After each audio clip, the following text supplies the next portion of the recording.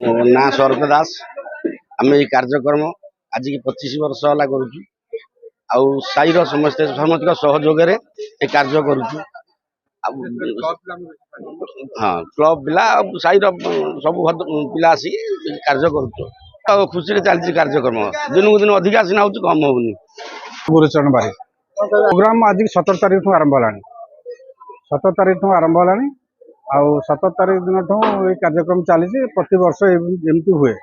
ଏ ବର୍ଷ ଟିକେ ଅଧିକ କରାହେଇଛି। ଆଉ ଏ ବର୍ଷ ହେଇଛି ଯଜ୍ଞ ତ ହେଲା, ଆପଣମାନେ ଦେଖୁଥିବେ। ଆଉ କୋଉ ଟାଇପର ଯଜ୍ଞ କରାହଉଛି। ଆଉ ଦୁଇରେ ଆମର ଖାଇବା ପିଇବା 4000 ଲୋକ ପାଇଁ ଖାଇବା ପିଇବା କରାହେଇଛି। 4000 ଲୋକଙ୍କ ପାଇଁ ଖାଇବା ପିଇବା କରାହେଇଛି। ଭାତ, ଅରୁଆ ଭାତ, ଡାଲମା, ଖଟା କରାହେଇଛି। ଏତିକି କରାହେଇଛି।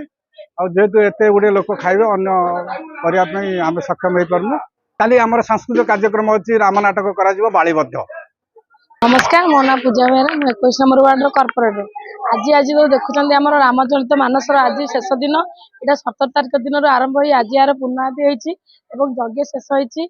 आज आमर एमपी प्रार्थी मनमोहन भाई एवं विधायक बापू भाई, आमर मेयर मैडम सुलोचना बापा एवं deputy mayor Manjulata Kumar madam अतिथि रूप में जोग देते। आमर 3टी वार्ड कर्पोरेटर आसी जोग देते। यज्ञटी माने यही कमटी आमर जो आज की 25 वर्ष हो गला। यही भाव में मुझे छोटू बड़ ही आसिले स्वाधीन नगर यही भाव में ये यज्ञ एवं ये खाଇବା पीवा भोजी भात एमती बहु बहु आडंबर हो चलती। दिनक दिन बढ़ी चली। सहित आमर कमिटर सब मुरबी श्रेणी व्यक्ति सभापति संपादक आम क्लब सभापति संपादक एवं बड़ बड़ भाई माने एवं समस्त माँ मौसी माने बहुत साहाय्य कर दिन सकाल ठार आरंभ कर परिवा कटा ठार आरंभ कर एपर्यंत समस्त कार्य लगी जाइछन्ति। लोक मैंने खाऊँ, छोट पिला खाऊँ, समस्त को बढ़ा बढ़ी हैंड फैन सबकि चली।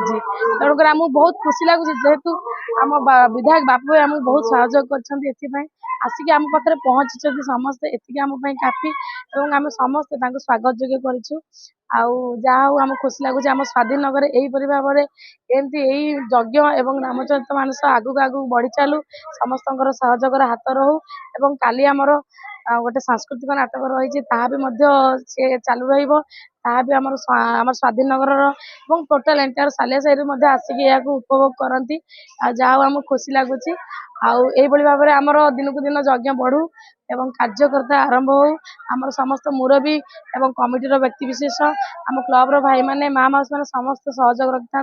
आमर मंदिर कार्य यहीपरि आगू आगू बढ़ी। धन्यवाद।